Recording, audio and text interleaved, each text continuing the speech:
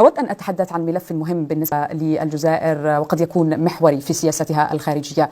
الجزائر من الدول التي انفردت بموقف صارم تجاه الإعلان عن صفقة القرن. ما الذي يمكن أن تقوم به الجزائر عمليا على الأرض من أجل موقفها أو الحفاظ على موقفها وأيضا تحقيقه على الأرض ضد خطة السلام الأمريكية؟ هو أولا موقف الجزائر هو موقف مبدئي ما تغير منذ أجيال، وباقين على الموقف تاعنا.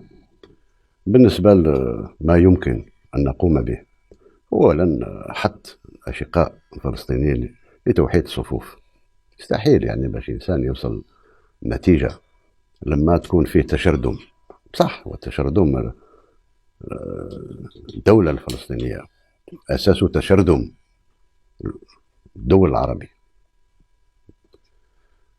أتمنى أن نتيقن أن الصفقة هذه لن تمر، لأنها ليست مبنية على أسس لا منطقية ولا تاريخية ولا أخلاقية ولا مبادئ القانون الدولي.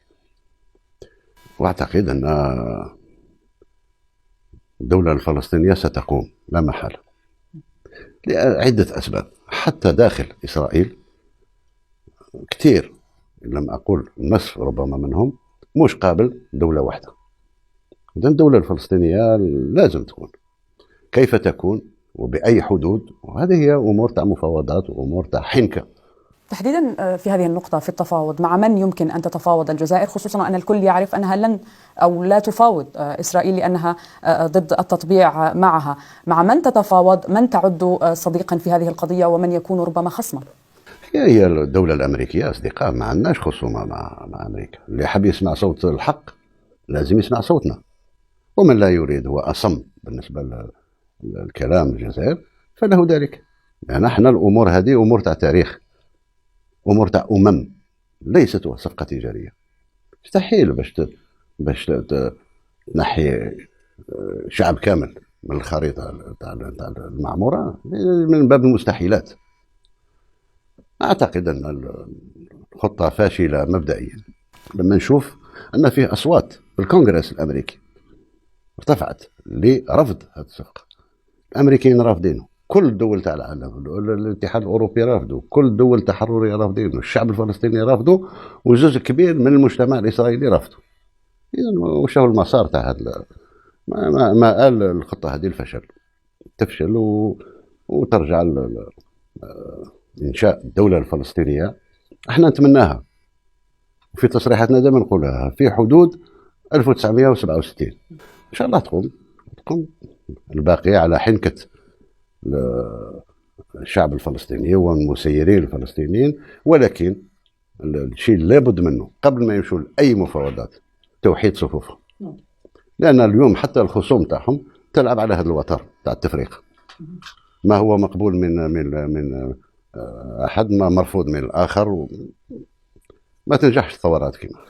وربما ما هو مرفوض أيضا بعد الاختلاف من قبل دول عربية ربما أيدت هذه الصفقة أو على الأقل سكتت عنها. هذا الاختلاف بين دول المنطقة وأيضا الاختلاف في سلم الأولويات يقودنا للحديث عن الملف السوري، لكن موقف الجزائر كان واضحا، خصوصا دعوتها مؤخرا لعودة سوريا إلى جامعة الدول العربية. هل من تطور في هذا الاتجاه؟ وما الذي يمكن أن تقوم به الجزائر لإقناع بقية الدول العربية بعودة سوريا؟